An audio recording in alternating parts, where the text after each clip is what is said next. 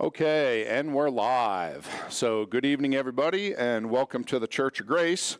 My name is Patrick Hayes, and today is Friday, July 17th, and we are in part 7 of the prophet Zephaniah. So if this is your first time here, you can get on our website and watch 6 previous parts of the book of Zephaniah. And if you're in the book of Zephaniah, to answer your first question, yes, it only has 3 chapters, and we are in part 7, and we are just starting chapter 2. So last week we finished up the first 3 verses of Zephaniah chapter 2. We're going to have a little review as we get into everything here. Now, we went over this last week, but I wanted to mention it because it's important when you're studying the book of Zephaniah. There is a structure to the book and his preaching. Zephaniah gives different prophecies to different groups, and if you don't notice that, it's easy to kind of get things mixed up. So we want to notice when he changes subjects. So here, the book of Zephaniah uses what's called a chiasmic structure. And although that's kind of interesting, we simply need to notice who Zephaniah is speaking to at different points throughout the chapters so that we don't get confused about the prophecies that he's giving. So first, Zephaniah pronounces judgment upon the whole earth. And he does this in chapter 1, verses 2 and 3. Then in verse 4, Zephaniah switches over to the kingdom of Judah and its capital city, Jerusalem. And when we get to chapter 2, verse 4, then Zephaniah will pronounce judgment on the surrounding nations, and those are the Gentile nations. Then starting in chapter 3, it will be upon Jerusalem again, then again upon all the earth. So last week we finished up chapter 2, verse 3, and we are now going to move on to God's judgment of the Gentile nations. So as far as a little review for anyone that might not have been here last week, the majority of chapter 1, who was God speaking to?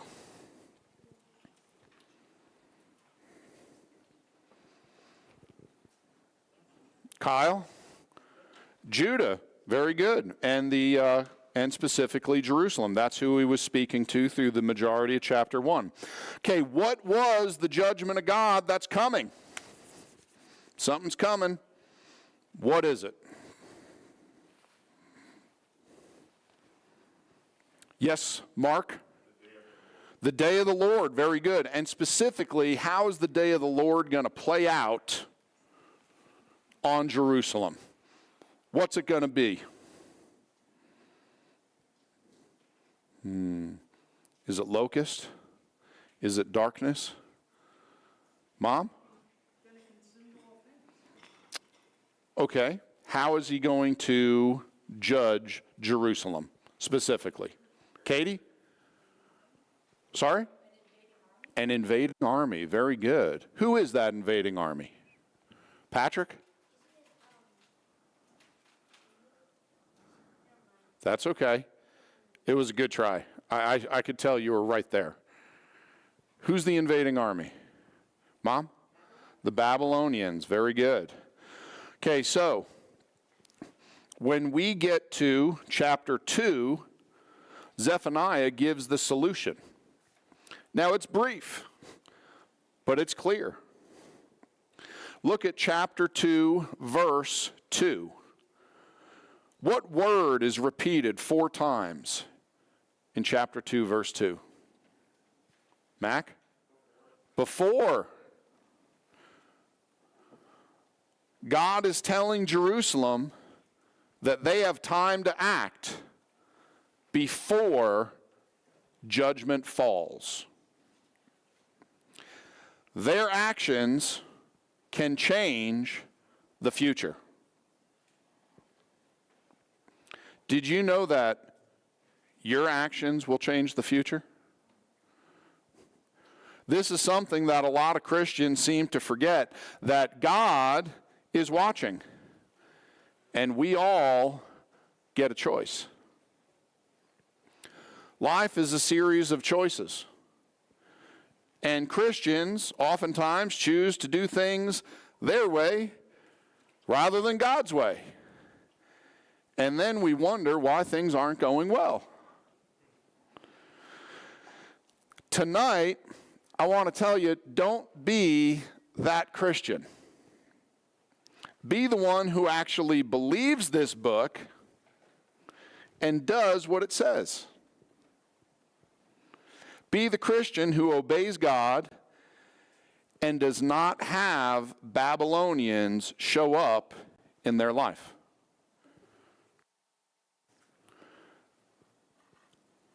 I am not expecting you will get literal Babylonians in your life.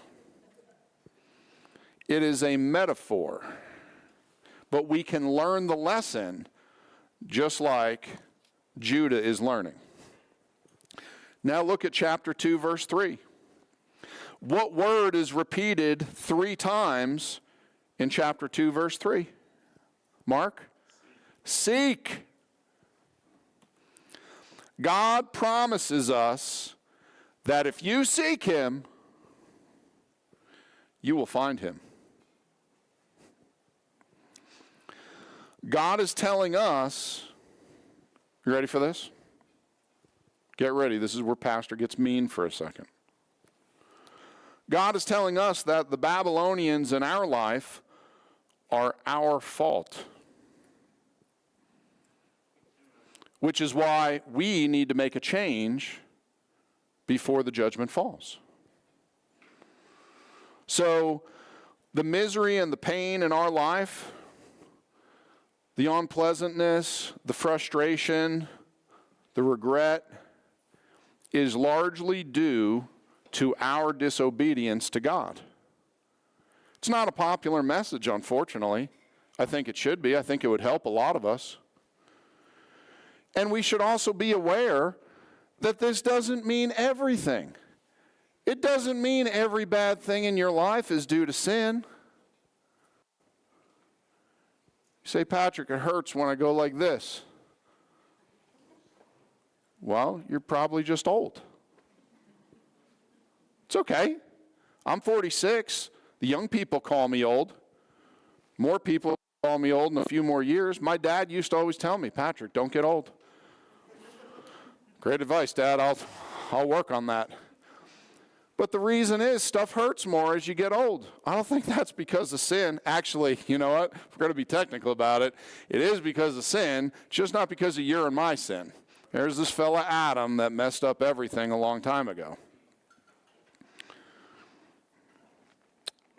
Someone rear-ends your car, totals it. Your dog gets sick and dies. One of your sons becomes a Kansas City Chiefs fan. It's not because of sin. Sometimes terrible things happen to us all. But the message for Judah and Jerusalem by God through the prophet Zephaniah is that the misery in our life is due to our disobedience to God. Now here's the good news. This is the good news. This is one of the messages. You can change your behavior whenever you want. That's the great news. Now I'm going to get into weeds for a second. And I don't know if this is going to help anyone, but I think it might. And it is going to be applicable. I'm going to tie it in, but just bear with me. There are 6 stages of changing your behavior. The first stage is pre-contemplation. You do not recognize a problem exists. Or a problem might exist, but you really have no intention of doing anything about it or changing anything. This is called denial. Denial is not in Egypt. Then you move on to contemplation. This is where you acknowledge the issue. that means you are no longer in denial. You are weighing your options, considering whether you really want to change. Because a lot of people get to this point and they think, this change is going to take a lot of work and there's going to be some pain involved. I just don't know if I want to do it. Then we move into preparation. You seek help. So if you're overweight, you call around and you find a gym and a personal trainer. You seek out a financial advisor or a marital counselor. And then a plan is given to you by an expert. After this comes action. You actively modify your behavior, your environment, your relationships, your routines to achieve your goal, and you get on the plan. Step 5 is maintenance. Remaining on the plan, you make adjustments when certain situations come up that need to be changed or adjusted in the plan for your specific situation. And then you have relapse. And relapse is important to understand that it is not a failure. The goal is it is a learning opportunity to adjust the plan. You get back on the plan. You get back on course. You just have a setback to an older behavior. Now, the reason I bring all this up is because the Jews living in Jerusalem during the prophecy of Zephaniah were in stage 1. They did not recognize a problem existed. That's why God sends a prophet. There's a problem. Anyone ever read anywhere in the Bible where a prophet shows up and he's like, hey, just keep doing what you're doing. You're doing great. That never happens. It's not the job of a prophet. When the prophet shows up, everyone should be concerned. Uh-oh, I hope he's not here for us. They did not recognize a problem existed, so why would they change anything? As a counselor, which is part of a job of a pastor, you will sit across from people whose lives have been a wreck for 20 years, and they cannot see that there is a problem with their behavior. Most people live in steps 1 and 2, and that's why they never get to step 3, which is where change starts to happen and growth starts to happen. Here in Zephaniah, the people are told by a prophet of God that there is not only a problem, they are told what the outcome will be if they do not start making changes. Additionally, they are told that there is a solution. Specifically, what that solution is, so they can avoid the pitfall down the road. Israel is told how to live their life so they can avoid catastrophe. The Christian is told how to live their life to avoid catastrophe. Again, here's the good news with the whole situation. We can all change our behavior whenever we want. None of us are stuck. But if you always do what you've done, you're always going to get what you got.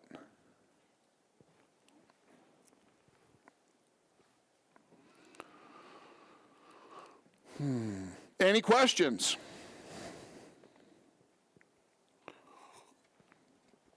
All right, successful review. From verse 4 through 15, God judges the Gentile nations. Common misunderstanding is that God is the God of the Jews. Now, the Jews are his chosen people. No one should argue that. Israel is special, but God is the God of all of his creation. That is why we read about him continually judging all of his creation. We are going to read about judgment on Moab, on Ammon, on Ethiopia, and on the Assyrians. God punishes any and all nations that break his law. So let's read Zephaniah chapter 2, verses 4 through 7, and we will see where it takes us. Starting in verse 4, "For Gaza shall be forsaken, and Ashkelon a desolation. They shall drive out Ashdod at the noonday, and Ekron shall be rooted up. Woe unto the inhabitants of the seacoast, the nation of the Cherethites. The word of the Lord is against you, O Canaan, the land of the Philistines. I will even destroy thee that are there, shall be no inhabitant." That there shall be no inhabitant, Verse 6, "And the seacoast shall be dwellings and cottages for shepherds and folds for flocks. And the coast shall be for the remnant of the house of Judah. They shall feed thereupon in the houses of Ashkelon. Shall they lie down in the evening. For the Lord their God shall visit them and turn away their captivity." What are Gaza, Ashkelon, Ashdod, and Ekron? We're in verse 4. What are those? Megan? Very good. They are 4 of the 5 Philistine cities. So God pronounces judgment upon the Philistines. The Philistines were the enemies of the nation of Israel. The descendants of the Philistines were the descendants of the house of David. They were the enemies of Messiah. Here is the Philistine Pentapolis. Now, I put Jerusalem in there just to give you a reference point. The nation of the Philistines was made up of 5 major cities, each ruled by its own king, and they were independent of one another, although they all worked together for the collective good of the nation. Zephaniah only mentions 4 of the 5 cities. Why?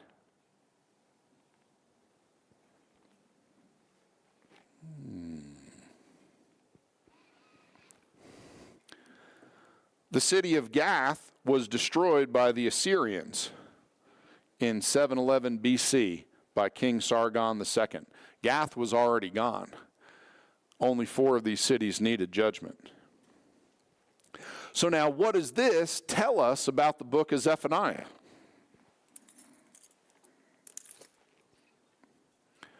Well, it tells us that the book of Zephaniah was written after 711.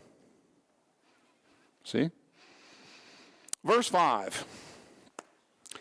"The inhabitants of the seacoast are the Philistines." It is the present-day Gaza Strip.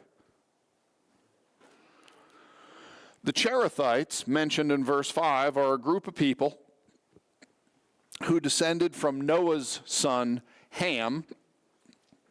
They came from the Isle of Crete, we believe, and they settled in and became known as the Philistines. God is saying he will destroy this nation. Now, for 20 points. When were the Philistines supposed to have been destroyed?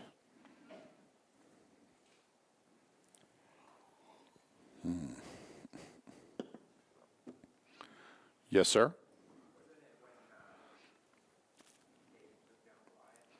It was not when David took down Goliath, although that was a good blow to their morale.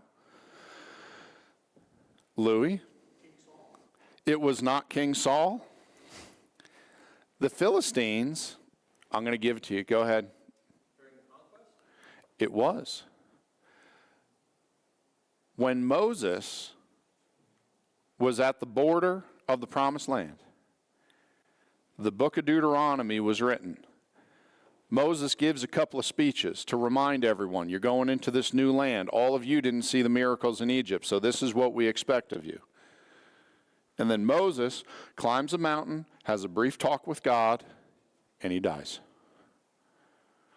Joshua takes over and is to lead the nation of Israel into the promised land, and they are to take over the land and to give the boot to all the inhabitants of the land. And God already got out a set of dice and figured out what lot went to which group. So you're going to have this section, you're going to have this section, you're going to have this section. One of them 12 tribes had that section where the Philistines were. And that's when they were supposed to be driven out and killed. But they weren't. So,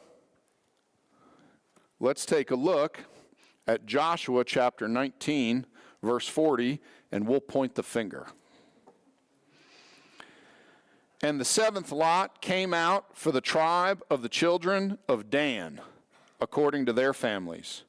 And the coast of their inheritance was Zorah and Eshtal and Urshemesh and Elon and Thimnetha and Ekron. Oh, Ekron. Well, that city sounds familiar. It says the coast of their inheritance. Not every one of the 12 tribes had an oceanside view. Only a few of them did. Their inheritance was to be on the coast. It was the land of the Philistines. So what happened? Moving on to verse 47. And the coast of the children of Dan went out too little for them. Therefore the children of Dan went up to fight against Leshem, and took it, and smote it with the edge of the sword, and possessed it, and dwelt therein, and called Leshem Dan, after the name of Dan their father. Not enough of the tribe of Dan showed up to fight. Do you know that they went different directions? Big group of them went way up north. The northernmost city in the nation of Israel was named Dan, because that's where they went. There weren't enough Danites to fight off the Philistines,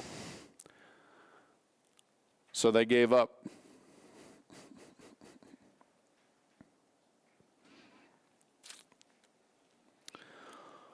So let's understand the lesson. God told the tribe of Dan to move in and kick out the Philistines. They decided that God's will was just too difficult. So I ain't doing it. I know you've never heard anyone say that. You've never met a Christian with that attitude in your life, which is why we can all roll our eyes at the tribe of Dan. Instead, they decided to leave the Philistines alone and move to the other side of the country. Those in the tribe of Dan figured, this is probably fine. It's probably just as good. I know God said to attack and kick out the Philistines and take their land, but it's going to be really hard to do. If we leave them alone, I'm sure that there will not be terrible consequences for the entire nation of Israel for the next 3,000 years.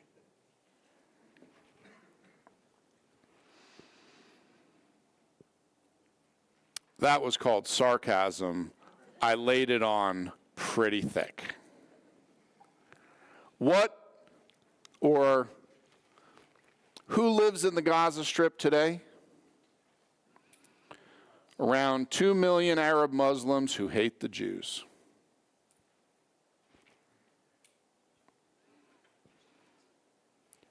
The problem, now, do you know there are 2 other areas in Israel where they decided not to fight?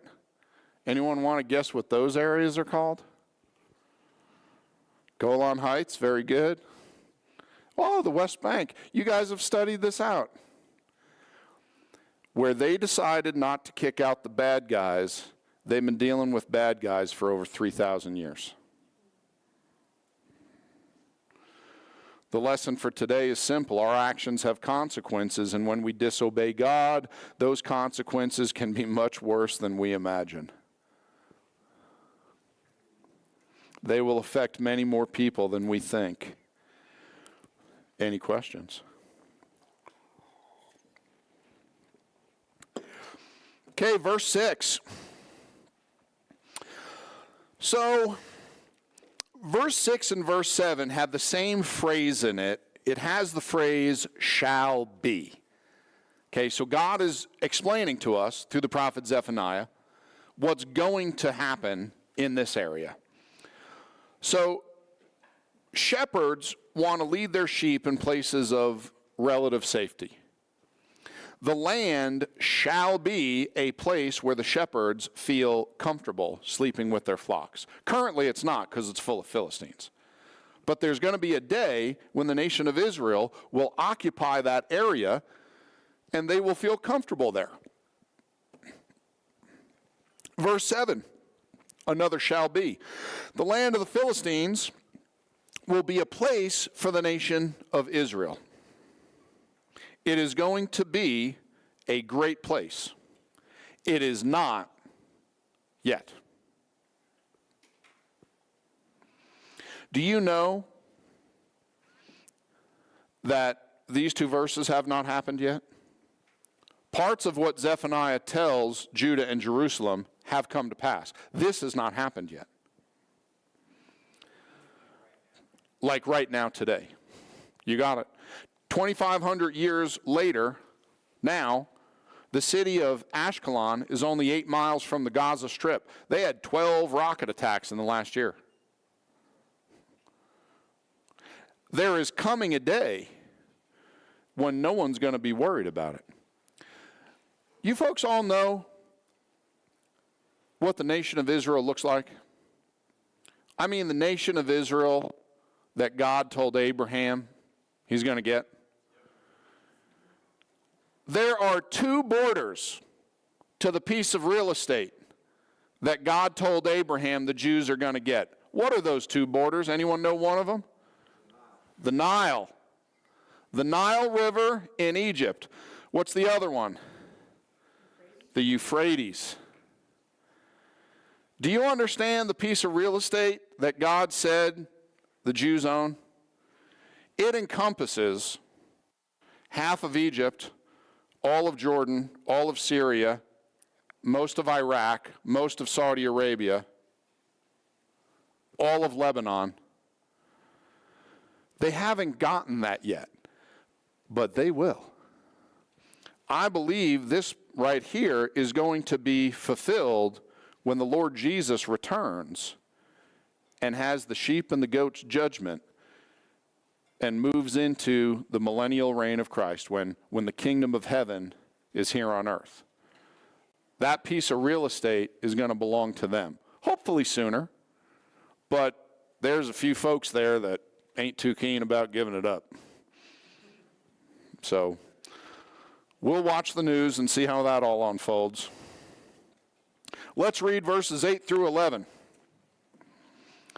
I have heard the reproach of Moab and the revilings of the children of Ammon, whereby they have reproached my people and magnified themselves against their border. Therefore, as I live, saith the Lord of hosts, the God of Israel, surely Moab shall be as Sodom, and the children of Ammon as Gomorrah, even the breeding of nettles and salt pits, and a perpetual desolation. The residue of my people shall spoil them, and the remnant of my people shall possess them.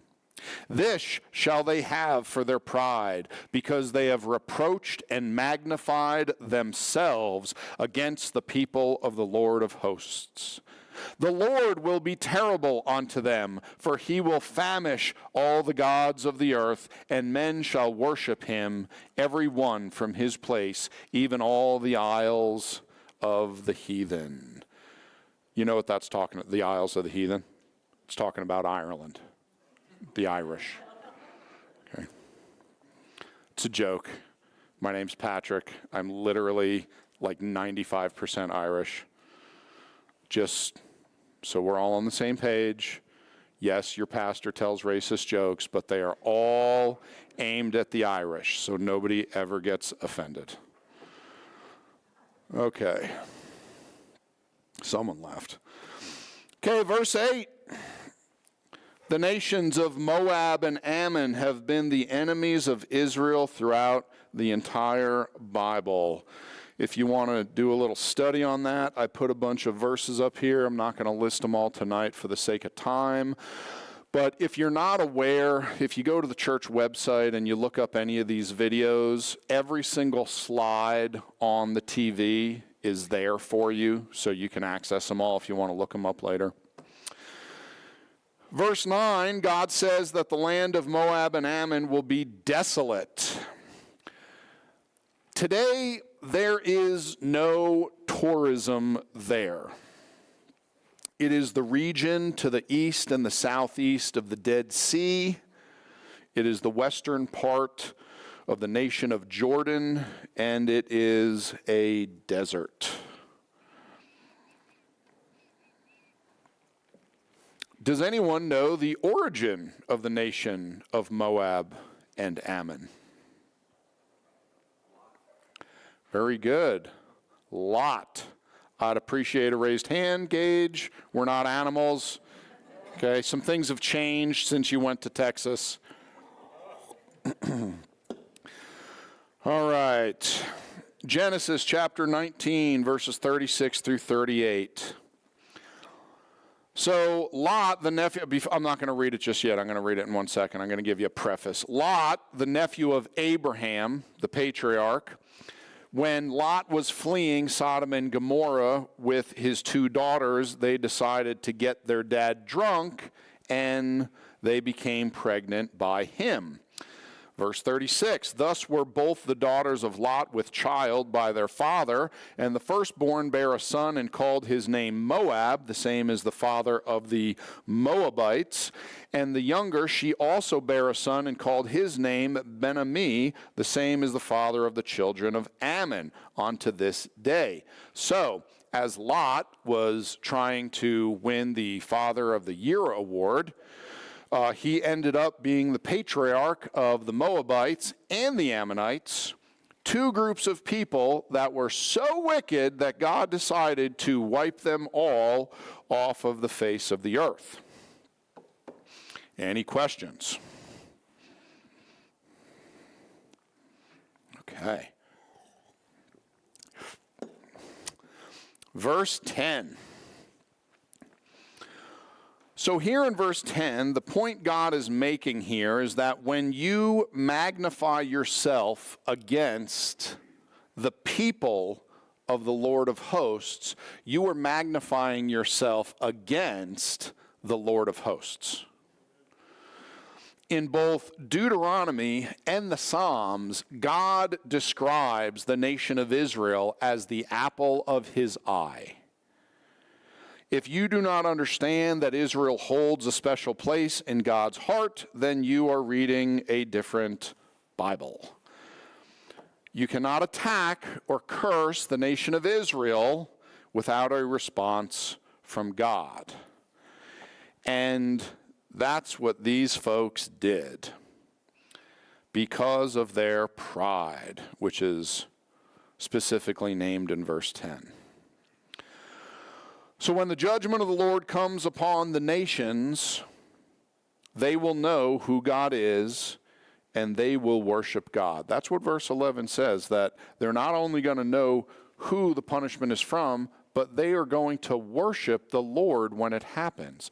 Now, this, again, I believe, is a hint of the second coming of Messiah.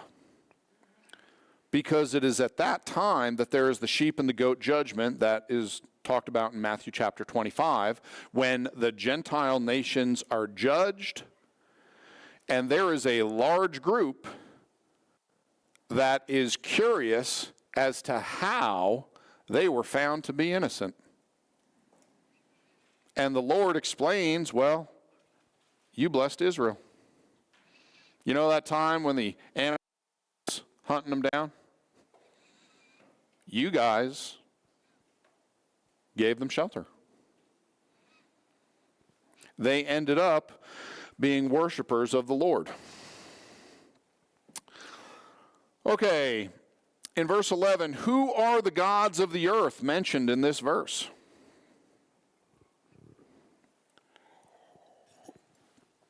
Yes, sir?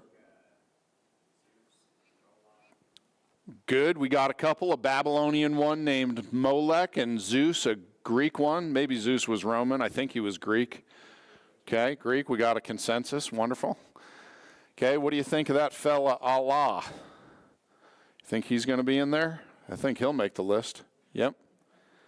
You know who else is going to be there? Is the false Jesus of the Mormons and the Jehovah's Witness and the Catholics. They talk about Jesus, but it's not the real one. It's the one that says you got to work your way to heaven. We worship the one that says it's a free gift. It is grace based on faith. It's a different Jesus. Paul talks about that. We read about a different Jesus. Jesus brings up that there will be false Christs in Matthew 24. I think it also includes the thousands of Hindu deities. I don't know any of their names. I could recognize the elephant one with all the arms, but I don't know his name.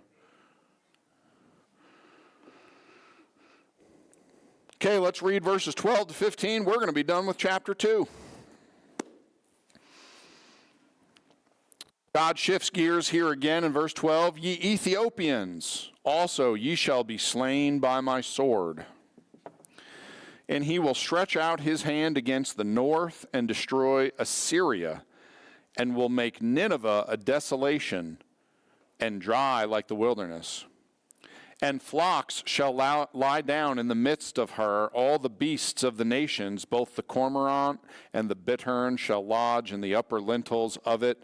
Their voice shall sing in the windows. Desolation shall be in the thresholds, for he shall uncover the cedar work. This is the rejoicing city that dwelt carelessly, that said in her heart, I am, and there is none beside me. How has she become a desolation, a place for beasts to lie down in? Every one that passeth by her shall hiss and wag his hand. So in verse 12, God turns his attention to Ethiopia. Ethiopia was a great and powerful nation for a short while, from 720 BC to about 645 BC. They were a large military power. They even were a threat to Judah at times. Now, in verse 13, and this is where we're gonna talk about this for a couple minutes here. God shifts his focus to another Gentile nation, the great and powerful nation of Assyria, and her capital city, Nineveh. Assyria was the world power and was the largest nation on earth for the last about 50 years of their, reign. The capital city is Nineveh. Nineveh, does anyone know where Nineveh is located? Don't just point to the map and say there. I mean on planet Earth, not on a vague map with no details. Louis, give it a shot. Very good. Iraq. Where in Iraq? Iraq's a big place. Can we be more specific? 2 hours south of Mosul. It is actually in downtown Mosul. It is directly across the Tigris River from Mosul, Iraq. Okay, who destroyed Nineveh? Mac? It was the Babylonians. Very good. In 612 BC, the Babylonians destroyed Nineveh. What does that tell us about the prophecy of Zephaniah? It had to be written before 612 BC, because in his prophecy, he says Nineveh will be destroyed. So we have a window of where, so many times, I'm telling you, if you just get online, you go to Google or YouTube and you study any one of these minor prophets, so many of them start out by saying, we have no idea when this prophecy was written. Really? Did you read it? Because almost all of them tell you. Now, it might take a little bit of investigation, but it gives us an outside window of after this date and before this date. Okay, and then you can narrow it down. So whenever, it just upsets me so much because someone says that online and then everyone just reads it and repeats it and nobody does any homework and you can tell when the prophecies were written. So anyway, that's that. I'm better. Thank you for listening. That was not on the notes. I just needed to say it. Okay, so the Babylonians destroyed Nineveh.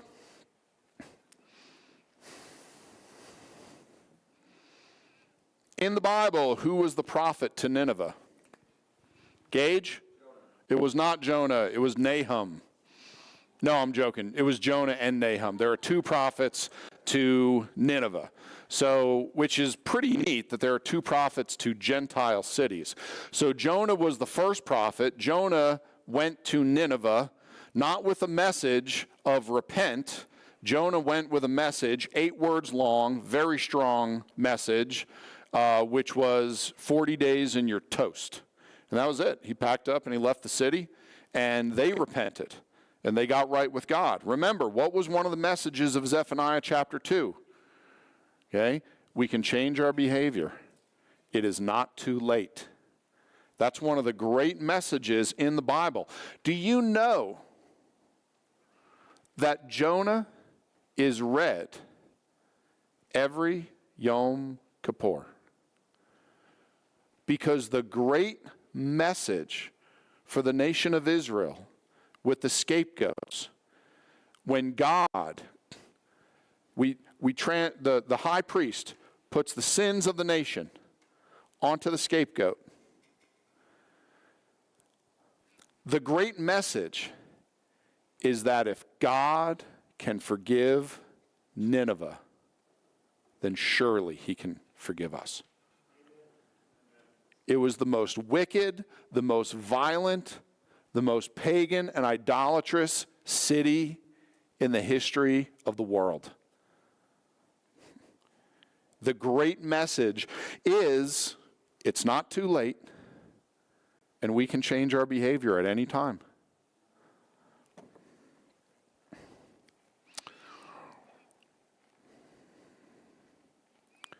In verse 13, the Bible says God will make Nineveh a desolation.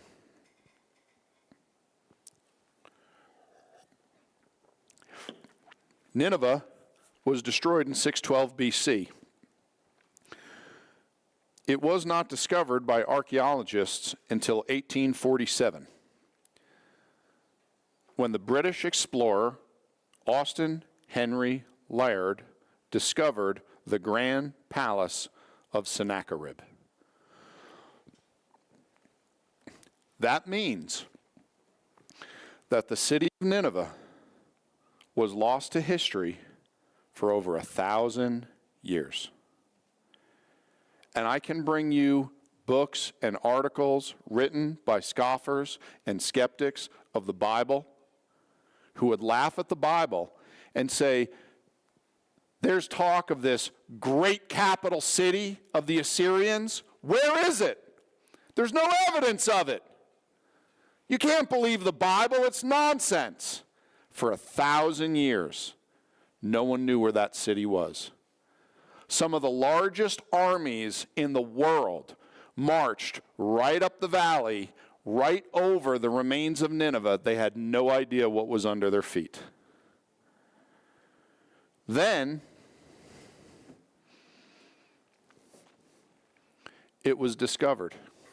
It goes to show you just how desolate God made it.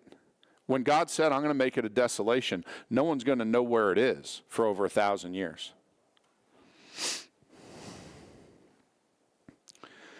We're going to talk more about Nineveh before we're done. I'm going to give you a little history on Nineveh to kind of close us out. I want to talk about these last two verses.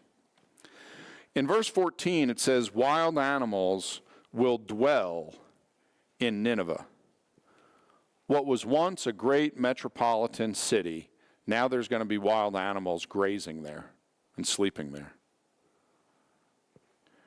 Verse 15, we see that anyone that knew of Nineveh when it was great, then they see Nineveh after her destruction, they would be shocked. They would be in disbelief. So let's look at Nineveh and talk about this for a few minutes. Then we'll take questions and we'll be done. Nineveh is one of the oldest cities in the world. It is the 5th city mentioned after Noah and his family get off the ark. That's how old it is.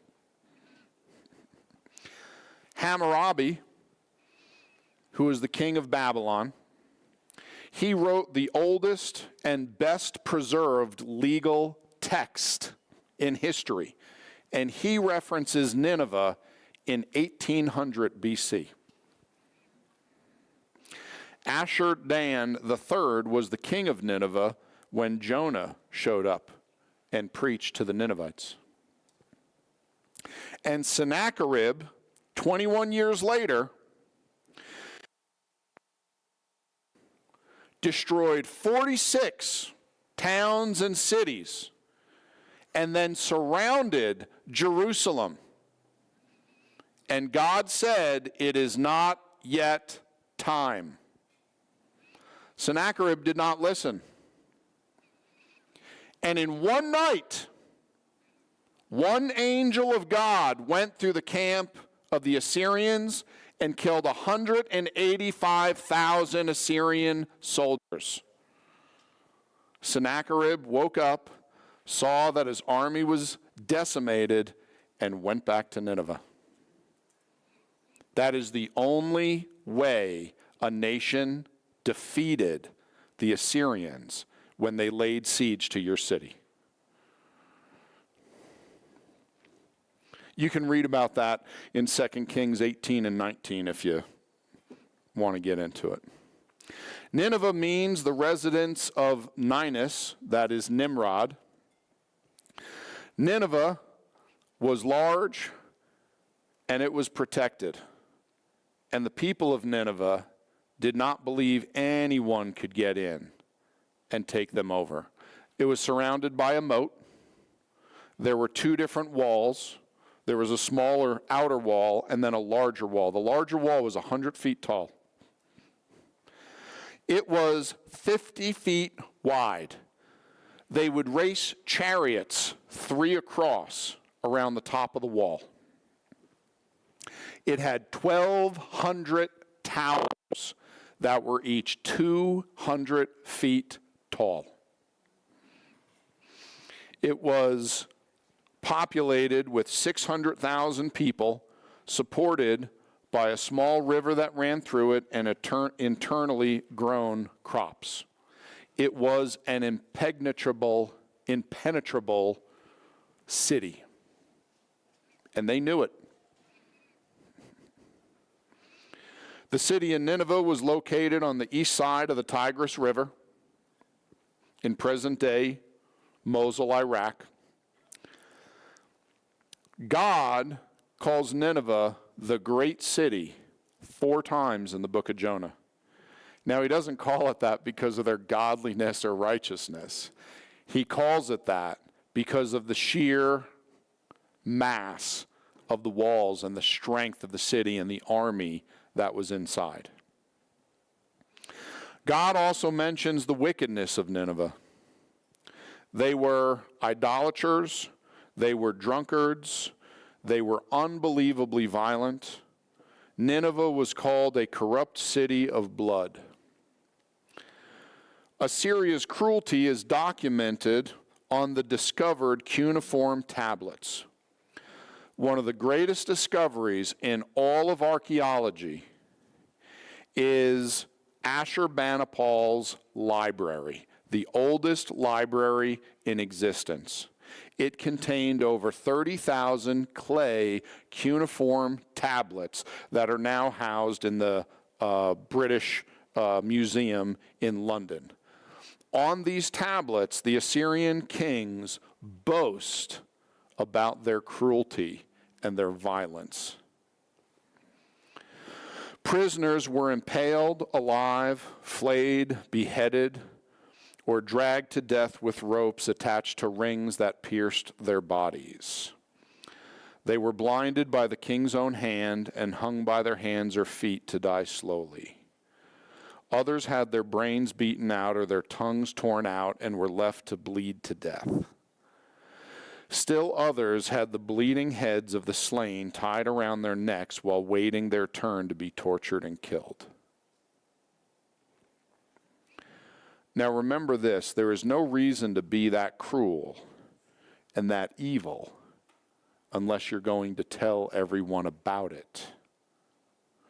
See, you want to circulate the tales of your cruelty around the world. That level of wickedness only works if it strikes fear into the hearts of all your enemies.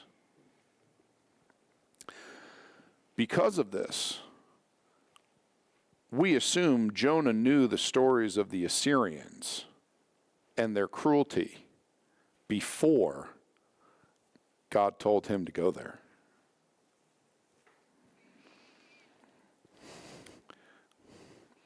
The Babylonians showed up to lay siege to Nineveh in May of 612 BC.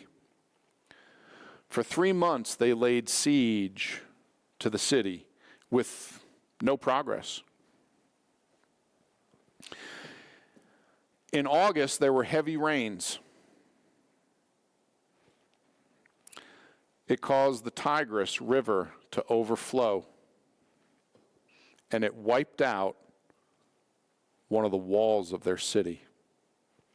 A 2.5-mile stretch of Nineveh's wall ran along the river, and the Tigris River wiped out the foundation, and the walls fell down flat, and the Babylonians just walked right in. And all of that was described by Nahum almost a century before it happened. He said that the river would flood and the walls would fall down. And that's what happened. It was pillaged and burned and then razed to the ground so completely as to evidence the implacable hatred enkindled in the minds of subject nations by the fierce and cruel Assyrian government. That's from the book, The Rise and Fall of Assyria. Nineveh was laid waste as ruthlessly and completely as her kings had once ravaged Babylon.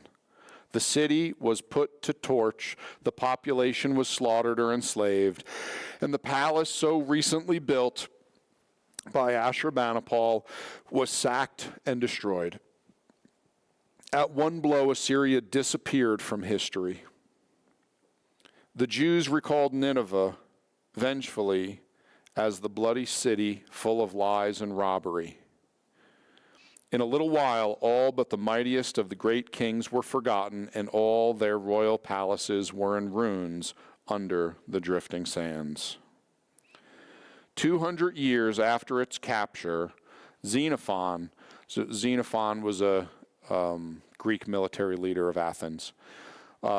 200 years after its capture, Xenophon's 10,000 marched over the mounds that had been Nineveh and never suspected that these were the site of the ancient metropolis that had ruled half the world. Not a stone remained visible of all the temples with which Assyria's warriors had sought to beautify their greatest capital. Even Ashur, the everlasting God, was dead. That sounds like the supernatural destruction of an empire by God. Matthew Henry, in his commentary of Nahum, said, "When the God of heaven goes forth to contend with a people, neither the palaces nor the kings, neither the temples nor their gods can protect and shelter them, but must all inevitably fall with them." And I say all that to say this: when God says he will make a city a desolation, most of us cannot imagine how bad that will be. The great lesson of all the prophets is this: obey God. What does the scripture say? Let us hear the conclusion of the whole matter. Fear God.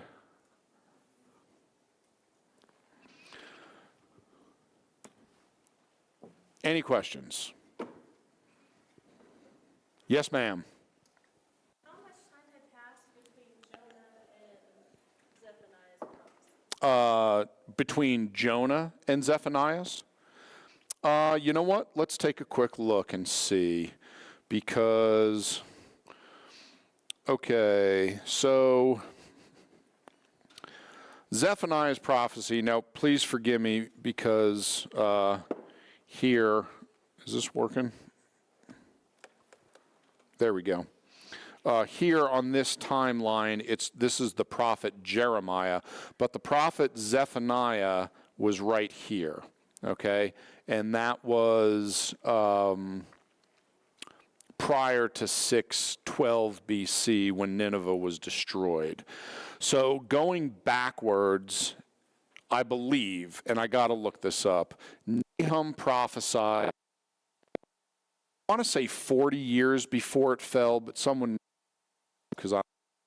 so going backwards from the destruction of Nineveh, 40 years Nahum, and then I believe Jonah preached 80 years before Nahum. So there was a whole generation that repented, that lived righteously, and then turned back to wickedness. So 120 years before the destruction. So we're going to say roughly 745 BC was when Jonah preached. And then 80 years after that was Nahum. But again, I can get you exact numbers. That's just top of my head math. So we know that Zephaniah preached prior to 612 BC, and we believe it was in the second half of King Josiah's ministry. So call it 620 BC was about when we think Zephaniah preached. So about 120 years before Zephaniah was Jonah, who went to Nineveh. Did anyone follow that? Did that sound right? Did the numbers, add up? Okay, well, either way, that's fine. If I got past all of you, then it's good enough, Okay, good question. Any others? Yes, sir. Mm-hmm.